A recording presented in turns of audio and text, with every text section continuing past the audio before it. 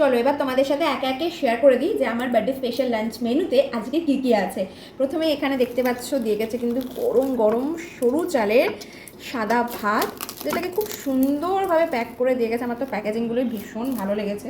মানে এক কথায় কিন্তু এনারা খুব হাইজিন মেনটেন করে, যেটা বোঝা গেল। হ্যাঁ, আর হোটেলের রুম ফুম ভীষণ ভালো, স্টাফদের বিহেভিয়ারও ভীষণ ভালো। আর সেগুলো তো তোমাদের সাথে আমরা অলরেডি শেয়ার করেছি। হ্যাঁ, এখানে আছে এগ কারি, ওপরে কি সুন্দর ধনেপাতা দিয়ে গার্নিশিং করেছে দেখো, আর পরাটা কি কিউট তাই না?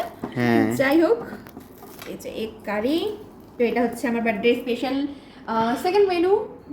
আর দেন হচ্ছে এখানে আছে আমার সব থেকে প্রিয় আইটেমটা চিকেন কারি, তার উপরেও ধনেপাতা দিয়ে খুব সুন্দর করে গার্নিশিং করেছে। এই যে তো লাল লাল ঝাল ঝাল একদম চিকেন কষা, আর তারপরে গার্নিশিং গুলো কিন্তু অসাধারণ করেছে। ভালো করেছে। আর তার সাথে আজকে আমার জন্মদিন, আর আমি তো ঝুলিয়ালি ভাজা খেতে ভীষণ ভালোবাসি, তো সেই কারণে বর্মশাই এটা এক্সট্রা করে অর্ডার দিয়েছে। আমরা কিন্তু সবটাই আলাকাতে নিয়েছি, এখানে কিন্তু কোনো থালি সিস্টেম নেই।